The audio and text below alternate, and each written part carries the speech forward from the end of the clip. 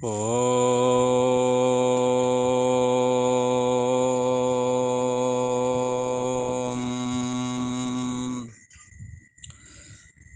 ओम गुरु ब्रह्मा गुरु विष्णु गुरुदेव महेश्वरा गुरु साक्षात् परम ब्रह्म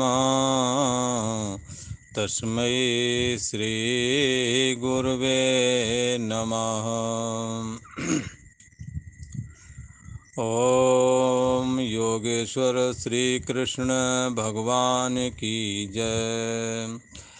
ऐं सरस्वत्यै नमः। ओम शांति शांति शांति। ओम पूर्व का प्रसंग एक बार स्मरण करें। प्रसंग चल रहा है ये कर्म योग का, निष्काम कर्म योग। तीसरा अध्याय ये निष्काम कर्म योग का कहलाता है। इसमें भगवान श्री कृष्ण ने परमात्मा की प्राप्ति के दो मार्ग बताए हैं। एक तो कर्म योग और दूसरा ज्ञान योग। दोनों ही मार्ग भगवान श्री कृष्ण के द्वारा कथन किए गए हैं और दोनों ही मार्गों के द्वारा परमात्मा की प्राप्ति होती है, पर सम समुच्चय से नहीं, क्रम समुच्चय से। पहले कर्म में प्रवृत्त होवेंगे, फिर कर्म को निष्काम भाव से संपादन करेंगे और निष्काम भाव से जब चित्त शुद्ध हो जाता है तब ज्ञान मार्ग में प्रवेश मिलता है। और ज्ञान मार्ग में बहुत सारे कर्मों को ना करके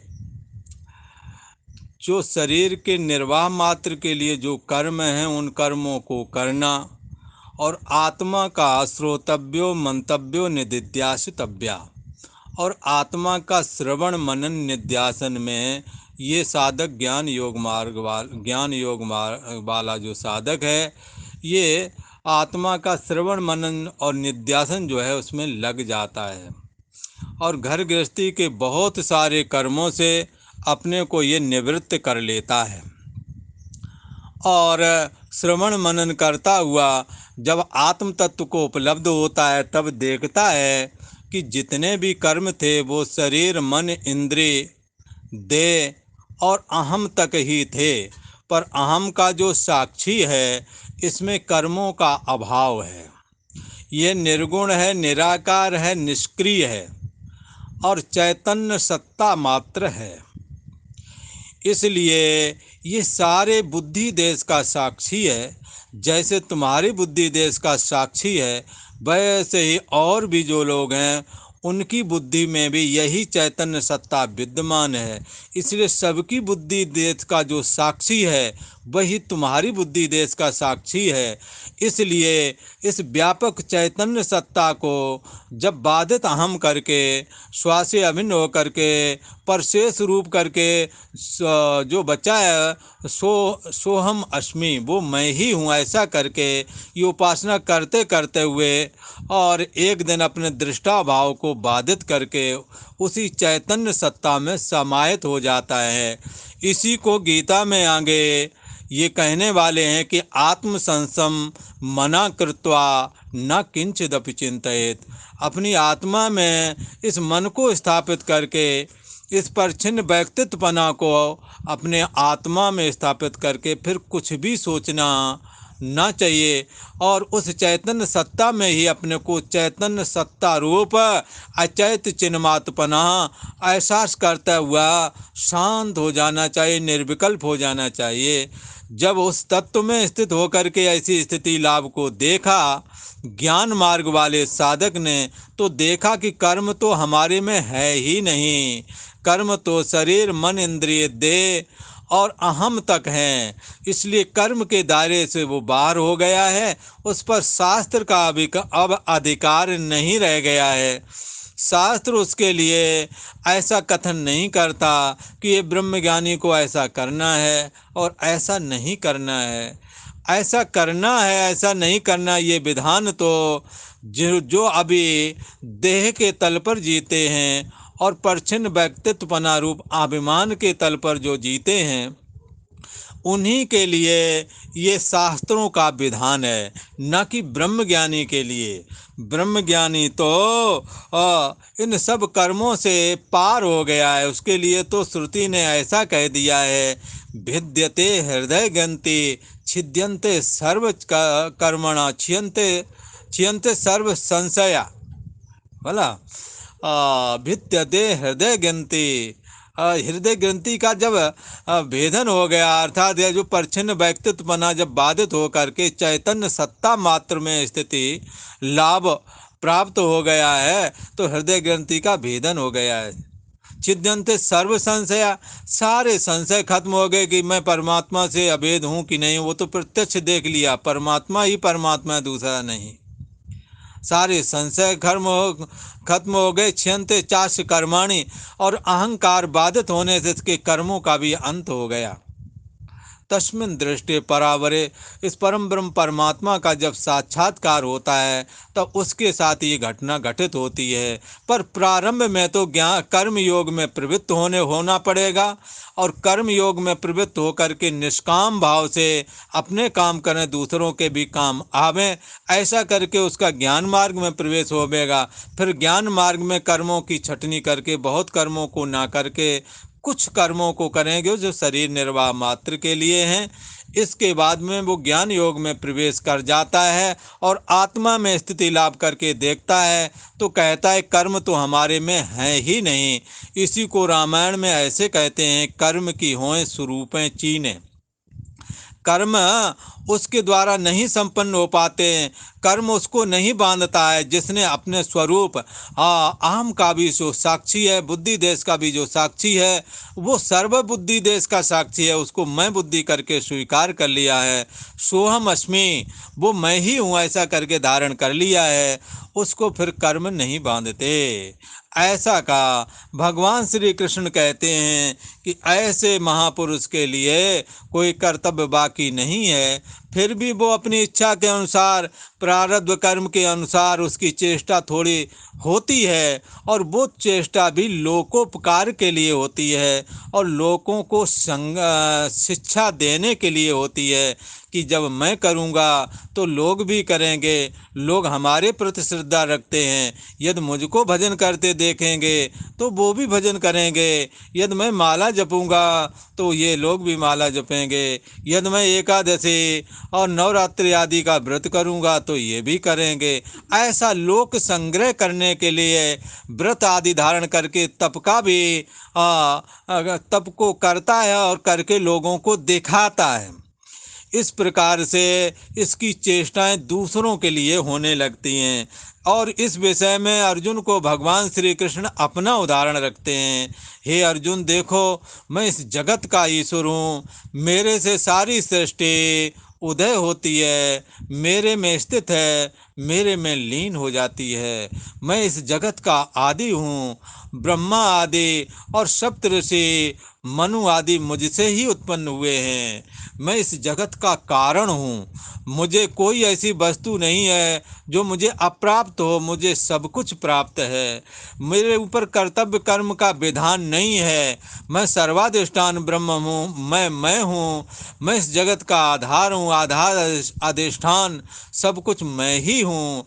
और यहाँ तक कह दिया, मत्ता परतरम नान्यत किंच दस धनंजया, मेरे अलावा इसमें यहाँ कुछ भी नहीं है। जैसे सूत की बनाई हुई माला अथवा सुवर्ण की बनाई हुई माला सोने से अलावा कुछ नहीं होती, ऐसे ही यहाँ कहते हैं भगवान श्री कृष्ण कि मेरे से अलग होकर के कुछ भी नहीं है। मेरे में ये ऐसे ही पिरोए हुए हैं, जैसे सूत की बनाई हुई माला सूत में ही पिरोई होती है, जैसे सोने की माला जो बनाई जाती है वो सोने में ही पिरोई होती है, ऐसे ही मेरे में ये सारा जगत पिरोया हुआ है, समाया हुआ है। मैं सारे जगत में व्याप्त हूँ। तो ऐसा होने पर भी हे अर्जुन देखो तो सही, मैं नित्य प्रति कर्मों में ही लगा रहता हूँ। इसलिए तुमोंने अपने कर्मों को कभी त्यागना नहीं। यद्यप हमें सेवा की जरूरत नहीं है, तो भी हमने अपने भक्तों को माता पिता के रूप में स्वीकारा है।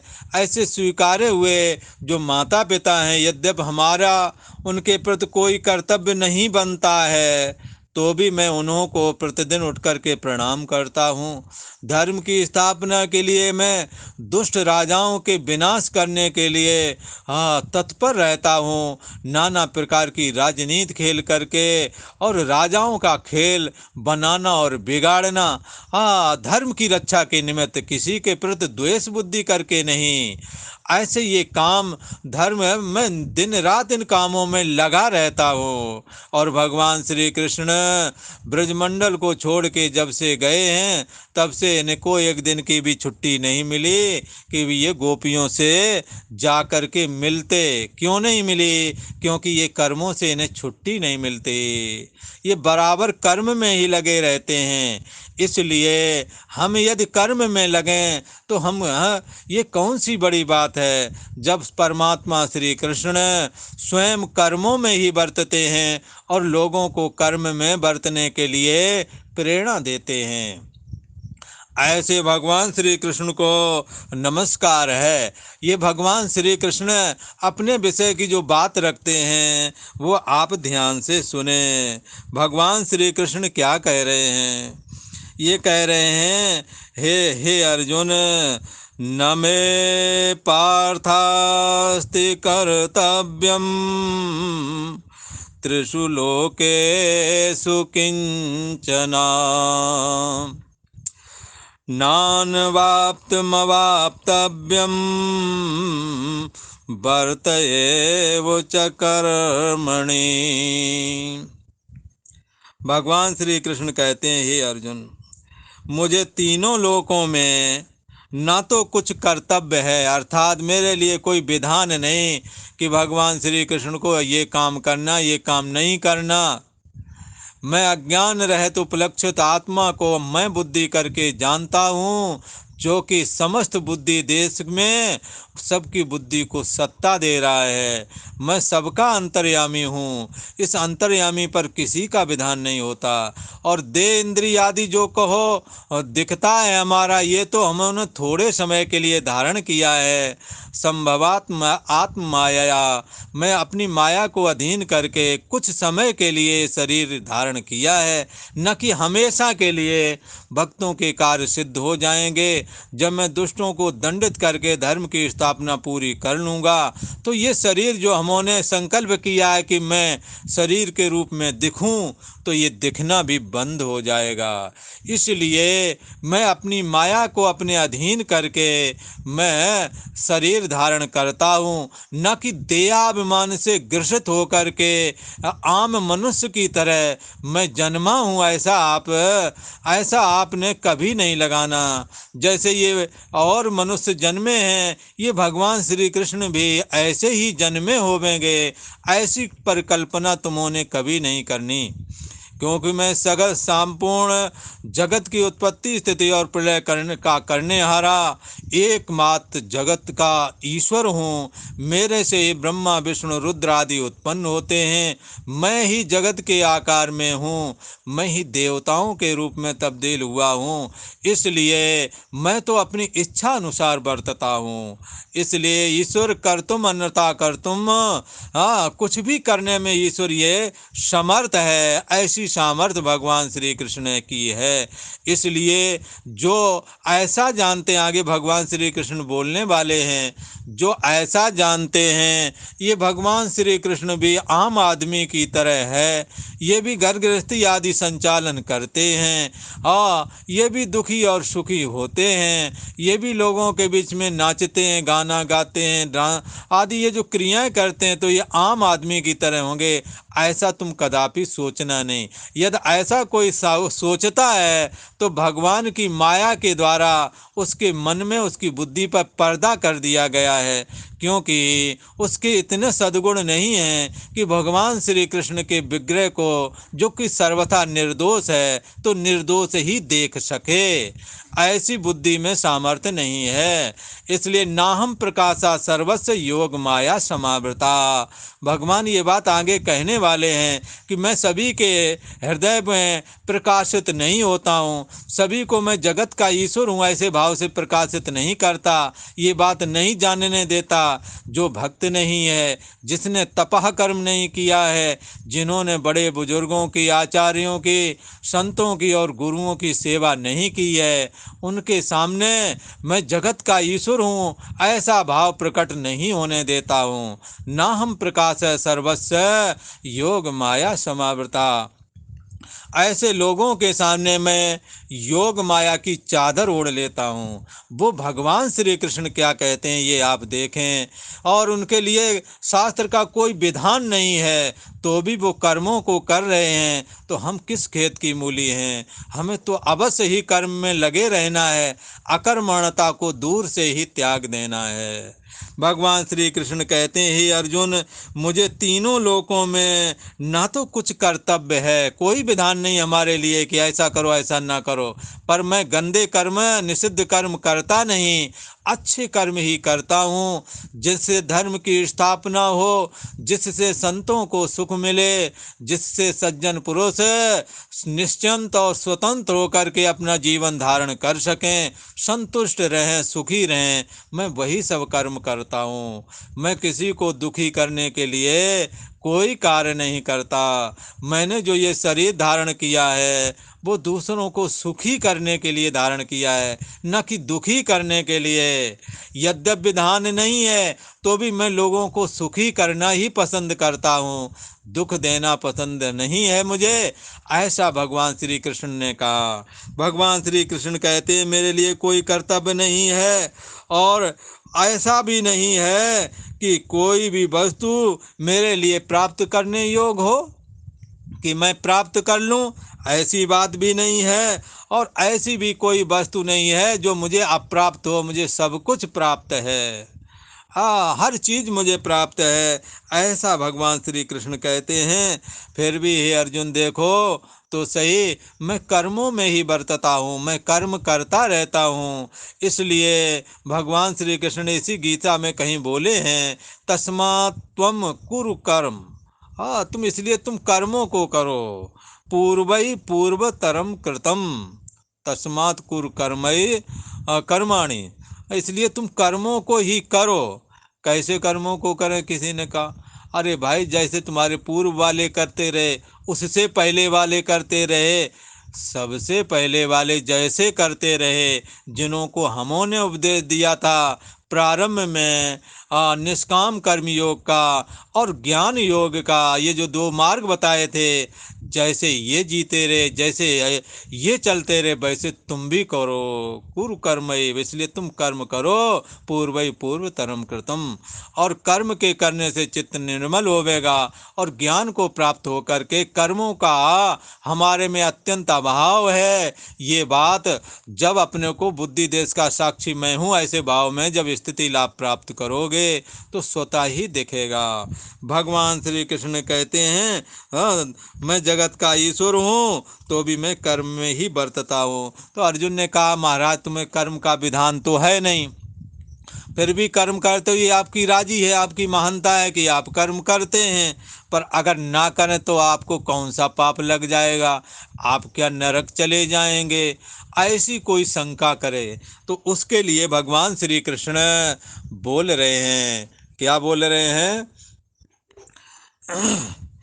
कि यदि मैं कर्म कर लूं और यदि कर्म ना करूं तो क्या फर्क पड़ेगा?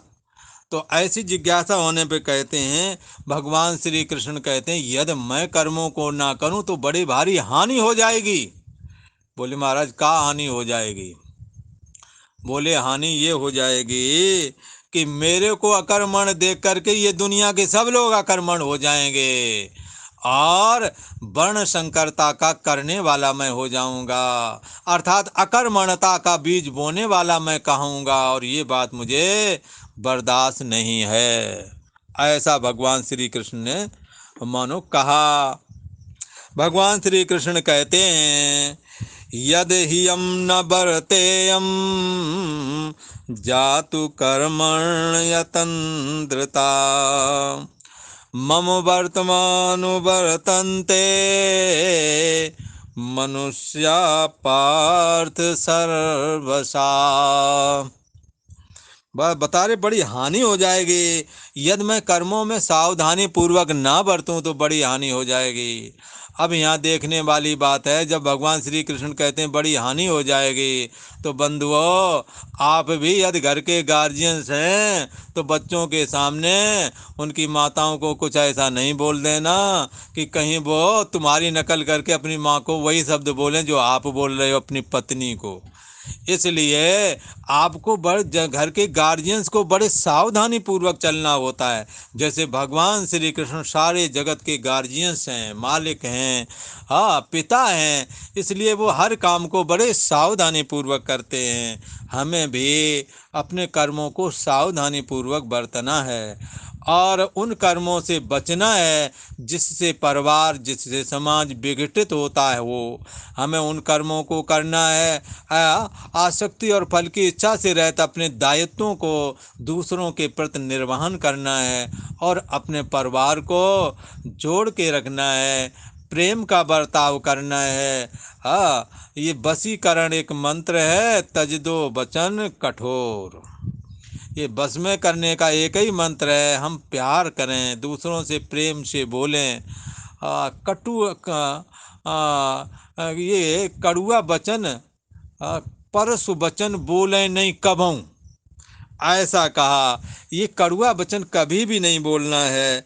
अब भगवान श्री कृष्ण ने इस प्रकार से बताया, हे अर्जुन मैं कदाचित सावधान होकर के अपने कर्मों को ना करूं तो बड़ी हानि हो जाएगी, क्योंकि मनुष्य सब प्रकार से मम वर्तमान अनुवर्तन्ते, मेरे मार्ग का ही अनुसरण करता है। भगवान श्री कृष्ण ने कर्म का मार्ग बनाया, भला तो कर्म का मार्ग बनाया, वो आज तक चल रहा है। भगवान श्री कृष्ण ने ज्ञान का मार्ग बनाया, वो आज तक चल रहा है। भगवान जिस मार्ग को बना देते हैं वही मार्ग चलता रहता है। इसलिए हमने अपने कर्मों को बड़े सावधानी पूर्वक करना है, और जो आप करोगे, आप बड़े जेठे हैं, बड़े बुजुर्ग हैं, आप जो करेंगे आपके बच्चे भी वैसे ही नकल कर लेंगे। इसलिए ये सारा मनुष्य समुदाय जो हमारे से पहले विद्यमान है उनसे नकल करते हैं, जो हमसे ज़्यादा जानने वाले उनकी नकल करते हैं। पर जहाँ ये चर्चा चल रही है यहाँ तो ईश्वर स्वयं कहता है, मैं सारे जगत का आदि कारण हूँ, मैं पिता हूँ। इसलिए ये सबसे ज़्यादा जिम्मेदारी भी हमारी बनती है कि मैं अच्छे कर्मों को करूँ और स्वयं करूं और दूसरों को अच्छे कर्मों में लगाऊं। भगवान श्री कृष्ण तो आगे गीता में एक बात और कहने वाले हैं कि अच्छे कर्मों को तो यदि तुम ब्रह्म ज्ञानी हो गए हो, योगी हो गए हो, तो भी ना छोड़ना चाहिए। बोले कौन से ना छोड़ें? तो भगवान श्री कृष्ण कहते हैं, हे अर्जुन सारे कर्मों को छोड़ दो, शरीर निर्वाह मात्र के लिए करते रहो, पर 3 कर्म को तुम ना छोड़ना। बोले कौन कर्म है वो 3? बोले यज्ञ दान तपः कर्म न त्याज्यम कार्मेव तत् यज्ञो दानम तपश्चैव पावनान मनीषिणाम। यज्ञ दान और तप तो बड़े बड़े मनीषियों को भी और अधिक पवित्र बना देने वाले हैं। इसलिए भगवान श्री कृष्ण ने उन ज्ञानी और मनीषियों को, उन विद्वानों को भी ये बात कह दी कि तुमने कर्मों का त्याग नहीं करना है, कर्म को करते रहना है, और यदि तुम ऐसा नहीं करोगे तो कहते भी बहुत बड़ी हानि हो जाएगी। यदि कर्मों में नहीं बरतोगे, मैं तो बरतता हूँ, यदि ना बरतूँ तो बहुत बड़ी हानि हो जाए। जब भगवान को हानि लग रही है तो हम आप किस खेत की मूली? ऐसा कहा। इसलिए हमें तो आवश्यक कार्यों को जरूर संपादन करना चाहिए। और भगवान श्री कृष्ण एक श्लोक बोलते हैं, ये अध्याय 3 का और 24वां श्लोक है। भगवान श्री कृष्ण क्या कहते हैं, ध्यान से एक बार इसे सुने। उत्सीदेयुरिमे लोका न कुर्याम कर्म चेदहम शंकरस्य चा कर्ता मुपहन्यामिमाः प्रजा। कहते हैं चेत अहम कर्म न कुर्यामी, न कुर्याम। यदि ये कहो, चेत यदि कहो कि मैं कर्म नहीं करता, अगर कहोगे, आप कहते हैं कि नहीं, आपको का आप जगत के ईश्वर हैं, आपको कर्म करने की क्या ज़रूरत है, आपके नौकरी चाकर बहुत हैं, सेनापति से पैसा लाकार हैं, अरे ये सब कर लेंगे, आप क्यों परेशान हो, कोई ऐसा कहे तो भगवान श्री कृष्ण मानो ये कहना चाहते हैं, अर्जुन, चाहे सिपाही सलाहकार हों चाहे सेवक हों, सबको सत्ता मैं ही देता हूँ। इसलिए मैं ही सभी को शिक्षा भी देता हूँ और मैं ही सभी को सत्ता देता हूँ और मैं ही सभी को चेतनता भी देता हूँ। इसलिए मुझे तो करना ही होगा। यही वजह है कि कर्म से छुट्टी ना मिलने की वजह से अत्यंत भगवान श्री कृष्ण से प्रेम रखने वाली जो प्रेमिका हैं, प्रेम का जो गोपियां हैं, उन गोपियों के पास में भी महाराज ये नहीं जा सके। हालांकि द्वारका से ये आते रहे, द्वारका से पधारते रहे हस्तिनापुर, और हस्तिनापुर से कुरुक्षेत्र में भी बहुत बार आए और गए, पर ब्रजमंडल को जाने का उन्हें वक्त नहीं मिला। इतना समय व्यस्त रहा, वो कर्म में व्यस्त रहे। उन्हें पता था कि हमारा एक एक मिनट कितना कीमती है, अवतार का पीरियड थोड़ा है और कलिकाल का समय भी आने वाला है। ऐसा सोच करके भगवान श्री कृष्ण दिन रात धर्म का उत्थान करने के लिए और लगे रहे, दुष्टों को दंडित करने के लिए लगे रहे, संतों को सुख देने के लिए, सज्जन पुरुषों को सुख देने के लिए वो लगे रहे। उन्हों का अपना कोई कर्तव्य नहीं बनता था, पर दूसरों के सुख में वो अपना सुख मानते हैं और धर्म की वृद्धि को ही वो अपनी वृद्धि मानते हैं। अधर्म का विनाश ही उन्हों का प्रमुख प्रयोजन रहा। भगवान श्री कृष्ण कहते हैं, यदि तुम कहो कि तुम शांति से बैठ जाओ, कोई कर्म मत करो, तो ये बात नहीं बन पाएगी। यदि मैं बैठ जाऊंगा, कल से हमारे सारे मंत्री और हमारे सारे सेनापति चुपचाप हाथ में हाथ धर के बैठ जाएंगे और ये बहुत बड़ा एक अन्याय हो जाएगा, एक उपद्रव खड़ा हो जाएगा समाज में। इसलिए भगवान श्री कृष्ण कहते हैं, आप जो कहते कुछ मत करो, तो ये बात ठीक नहीं है। और यदि ऐसा कहते हो कि मैं कर्म ना करूं, तो इमे लोका उत्सी देयु, तो ये सारे मनुष्य जो हैं नष्ट भ्रष्ट हो जाएंगे। इन्हें ये पता नहीं लगेगा हमें क्या करना है। भगवान राम के रूप में यदि भगवान राम मर्यादा स्थापित ना करते, तो माता पिता के सुबह उठ कर के चरण बंदन करना चाहिए, चरण स्पर्श करना चाहिए। ये बात हमारे लोग आज कैसे जानते। भगवान राम उठते हैं और प्रातः काल भगवान राम उठते हैं और मात पिता गुर नाभे माथा, हाथ पैर नहीं, आज कल की तरह हाथ से चरण स्पर्श नहीं करते, बल्कि नाभे माथा रगड़ते हैं। और अगर ये आज इन्होंने भगवान राम ने ऐसा करके ना दिखाया होता, तो आज माता पिता की मर्यादा कौन करता। इसी प्रकार से भगवान राम, भगवान कृष्ण जगत के ईश्वर हैं, तो भी गुरुओं का सत्कार करते हैं। उन्होंने ये मर्यादा ना बांधी होती, उन्होंने दंडवत प्रणाम ना किया होता, आज कौन दंडवत प्रणाम करता। ये सब मर्यादा भगवान श्री कृष्ण की बनाई हुई है, भगवान राम की बनाई हुई है। तो ये मर्यादा कौन बना रहा है? जगत का ईश्वर बना रहा है। और ये ऐसे नहीं बना दिया कि आदेश कर दिया, वो करके दिखाया है। इसलिए एक जगह ऐसा कहते हैं, राम कृष्ण से को बड़ो हो, तिनहु ने गुरु कीन। तीन लोक के जे धनी, गुर आगे आधीन। भला राम और कृष्ण से बढ़कर के कौन हो सकता है? जगत के ईश्वर हैं, वो भी गुरुओं के पास जाते हैं। और वो ज्ञान सुनते हैं, भक्ति सुनते हैं।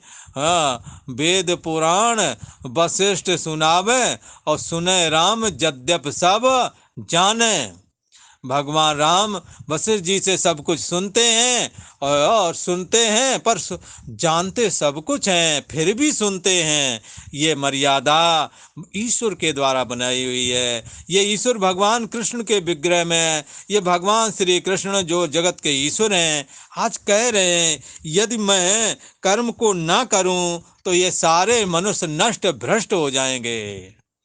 हाँ, कोई किसी की मर्यादा नहीं करेगा, और ये सारा दोष हमारे ऊपर मना जाएगा, क्योंकि मैं जगत का ईश्वर हूँ, और मैं संकरस्य कर्ता श्याम। मैं संकरता का करने वाला हो जाऊंगा। जो काम जैसे करना चाहिए वैसे ना हो तो संकरता कहलाती है। जो काम जिस समय होना चाहिए ना हो, संकरता कहलाती है। जिससे जैसे विवाह ना करें, गैर विवाह के संतानें उत्पन्न हो जाएं तो संकर संतान कही जाएगी। वाजिब संतान शास्त्रों से नहीं बोलता। तो वर्ण संकरता इसी प्रकार और भी कर्मों में लगानी है। तो यदि ऐसा नहीं मैं करूं, नहीं बरतूं, हाँ, भगवान राम ने विवाह की रीति बनाई है, आज भी चल रही है। बांस के मंडप छपवाए और वो उसमें विवाह किया गया। आज भी बांस के मंडप छाए जाते हैं। यदि नहीं बांस मिलता तो बांस की एक डंडी ही लगा लेते हैं। तो सारी मर्यादाएं ईश्वर के द्वारा बनाई गई हैं, और यदि मैं सावधान होकर के कर्म ना करूं तो सारे मनुष्य ये नष्ट भ्रष्ट हो जाएंगे, और मैं संकरता का करने वाला हो जाऊंगा, अर्थात कर्मों को, मर्यादाओं को नष्ट करने वाला बन जाऊंगा। और इमा प्रजा उपहन्याम, और ये जब कोई किसी की मर्यादा नहीं करता उसी समय प्रलय हो जाती है, और सारी की सारी प्रजा का मैं नष्ट करने वाला बन जाऊंगा। उससे नष्ट करने का, जो नष्ट भ्रष्ट करने का, पथ भ्रष्ट करने का, धर्म भ्रष्ट करने का, कर्म भ्रष्ट करने का जो पाप है वो हमें लगेगा। यद्यपि पाप हमें नहीं लगता, पर उसका दोषी तो लोग ठहराएंगे। इस प्रकार से मैं ये काम नहीं कर सकता। मैं तो लोगों की उन्नति चाहता हूँ। मैं लोगों को कर्म में प्रवृत्त करके अपनी ज्ञान वैराग्य और भक्ति के द्वारा दुर्लभ जो ज्ञान है उसमें स्थिति लाभ प्राप्त करा के कैवल्य निर्वाण अर्थात मोक्ष प्राप्त करा देना चाहता हूँ। मैं अपने भक्तों को सुख देने के लिए ही अवतार धारण किया हूँ। ऐसा कहा भगवान श्री कृष्ण। कहते हैं मैं ये काम मेरा तो ये काम है कि किस प्रकार से भक्तों का उद्धार हो, किस तरह से सभी लोग अपने अपने कर्तव्य पालन में लगें, और किस तरह से ये समाज उन्नति को प्राप्त होवे, और एक दूसरे के ऊपर उपकार करते हुए ये कल्याण को प्राप्त हो जावें। इसीलिए मैंने ब्रह्मा जी के द्वारा कर्तव्य पालन के सहित प्रजा की रचना करवाई है। इसीलिए आप सभी लोग अपने अपने कर्तव्यों का पालन करते हुए एक दूसरे का सहयोग करें और उन्नति को प्राप्त होवें, और भगवान की भक्ति तथा दुर्लभ ब्रह्म ज्ञान के द्वारा कैवल्य निर्वाण को प्राप्त हो सकते हैं। ऐसा गीता का वचन है। और आज इतना ही कह के विश्राम करते हैं। ओम शांति शांति शांति।